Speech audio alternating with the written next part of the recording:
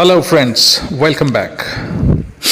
आज आपण एस्से रायटिंग या युनिटबद्दल चर्चा करू. एस्से रायटिंग काय असतं? Essay writing is a way of sharing ideas, opinions और information in a structured form. एका स्ट्रक्चर्ड फॉर्ममध्ये माहिती, मतं हे सांगितले जातात. जो चांगला एस्से असतो, a good essay, it has a clear purpose, logical organization and strong support for the ideas it is speaking about. Essay लिहित असताना काही गोष्टी आपण समजून घेतल्या पाहिजेत. One who writes the essay must understand a few things. Will discuss them one by one. एक नंबरला काय असतं तर पर्पज लक्षात घेतलं पाहिजे, कशासाठी आपण लिहितो आहोत. आणि मग पहिला जो मुद्दा आहे तो understanding the purpose of an essay. आता पर्पज काय असू शकतं एस्से लिहिण्याचं? एस्सेचे 4 प्रकार आपण करतो आणि त्या 4 प्रकारावरूनच आपल्या लक्षात येईल की एस्सेचं पर्पज पण काय असेल. Because the type of essay itself defines the purpose of an essay, right? So let us understand these 4 types of essays. पहिली जी टाईप असते that is called informative essays. माहिती देणारे काय असतात ते?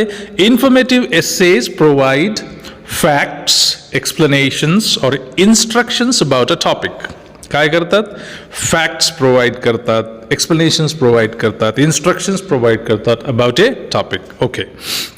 गोल काय असतो? इंटेन्शन काय असतं? The goal is to educate the reader without giving personal opinions. स्वतःची मतं नाही सांगायची, पण एज्युकेट करायचं वाचणाराला. For example, an essay on the importance of clean water explains why clean water is necessary and how to keep it safe.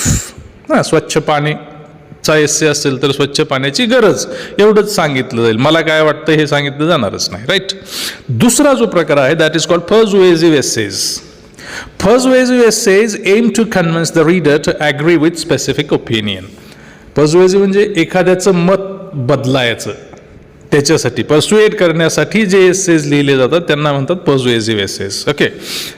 Opinion बदलण्यासाठी किंवा opinion generate करण्यासाठी त्यांच्यामध्ये काय असतात? They use strong arguments, logic and evidence to support their point of view. म्हणजे मी असं का म्हणतोय हे सांगण्यासाठी पुराव्यासहित सगळं सांगितलं असतं. For example, an essay on why junk food should be banned in schools. Junk food स्कूल्समध्ये बॅन का असलं पाहिजे ह्याच्यावरचा जर एस्से असेल तर त्यात काय असेल? Will try to persuade the reader by giving reasons and examples. त्यात काय दिलं जाईल? कारणं दिले जातील आणि उदाहरणं दिले जातील. ठीक. तिसरा प्रकार आहे ॲनालिटिकल एसेज. ॲनालिटिकल एसेज काय करतात? Analytical essays examine a topic deeply and explain its meaning और इम्पॉर्टन्स. काय करायचं? टॉपिक डीप एक्सप्लेन करायचा, त्याचं महत्त्व आणि अर्थ दोन्ही समजून सांगायचे. They often discuss books, movies, historical events और सायंटिफिक स्टडीज. ह्या गोष्टी त्यातच होतात. For example, an essay on the themes in Shakespeare's Hamlet will analyse messages in the play. नाटकात काय मेसेज दिलेले आहेत ते ॲनलाइज केले जातील. And the last one, that is fourth one, is reflective essays. Reflective essays काय असतात? They are personal. As they are personal, they discuss the writer's thought and experiences. Personal असल्यामुळे काय करतात? रायटरचे थॉट आणि एक्सपिरियन्सेस ते discuss करतात. They explore how an event or an idea has affected the writer's life. For example, an essay on what I learned from my first job will describe personal experience and lessons learned. Got? आता आपण पुढच्या स्टेपमध्ये जाऊ एस्से रायटिंगच्या. त्याला आपण म्हणतो pre writing, planning and research. कारण एस्से काही असाच लिहिला जाऊ शकेल का? नाही. त्याच्यासाठी मेहनत करायला लागते. प्री रायटिंग म्हणजे रायटिंगच्या अगोदरचं प्लॅनिंग लागतं आणि काही रिसर्च करावं लागतं की माहिती आपल्याकडे असायला लागते ना. तर ते समजून घेण्यासाठी म्हणून म्हणतात before writing an essay it is important to plan and gather information. This makes writing easier and ensures that the essay is well organized. त्याच्यात स्टेप्स काय काय असतील मग? पहिली असेल ब्रेन स्टॉर्मिंग. ब्रेन स्टॉर्मिंग म्हणजे काय? Brainstorming means thinking of ideas about the topic. जो टॉपिक आहे त्याच्याबद्दलच्या आयडियाजवर विचार करायचा. Writers can list ideas, make a mind map और write freely to explore different aspect of the subject. एका जो विषय असेल त्याचे वेगवेगळे आस्पेक्ट काय असतील त्याच्यावर फ्रीली लिहून ठेवायचं. For example, if the topic is the benefits of reading, brainstorming can include points like improving vocabulary, increasing knowledge and reducing stress. Right? These can be there. दूसरा मुद्दा है तो researching. Now let us understand researching. Researching involves gathering facts and evidence from books, articles and reliable websites or any sources that you have at hand. त्या सगळ्या sources पासून articles, facts, evidences gather करायचे. Good research helps to support the essays, ideas with strong information. चांगला essay काय करेल? Ideas strong information न support करेल. Writers should take notes and ensure that their sources are trustworthy. Source जो आपण देतो आहोत तो विश्वसनीय असलाच पाहिजे हे पण लेखकानं पाहिलं पाहिजे. And next step is outlining. Outline करायला लागतं ना एसेला. And outline is the basic structure of the essay.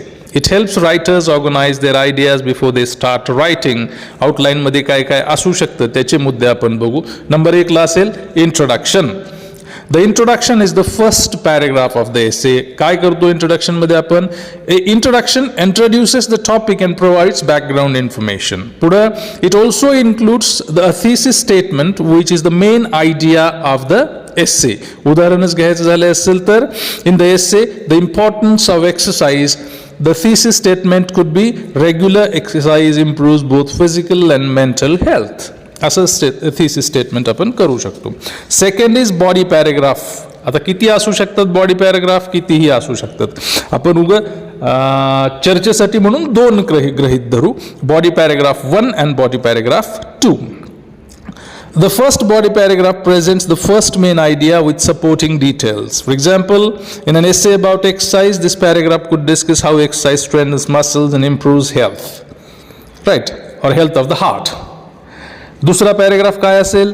The second body paragraph presents another main idea. For example, it could explain how exercise reduces stress and improves mood. Each body paragraph should have examples and explanations to support the point. हे आपण लक्षात ठेवलं पाहिजे की examples and एक्सप्लेनेशन्स असले पाहिजेत जो point आपण we are trying to make त्याला सपोर्ट करण्यासाठी. ओके. त्याच्यानंतर you can have following paragraphs, as many paragraphs as you want. And last it will be conclusion. त्याच्यानंतर काय असेल? कन्क्लुजन. कन्क्लुजन काय करेल? The conclusion summarises the main points and relates the thesis in a new way. It should leave the reader with clear understanding of the message. For example, in an essay about exercise, the conclusion could say, by making exercise a daily habit, people can live healthier and happier.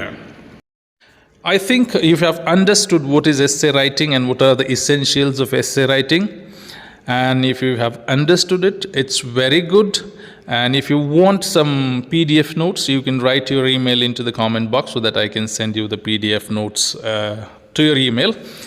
Thank you very much for watching. Have a good day.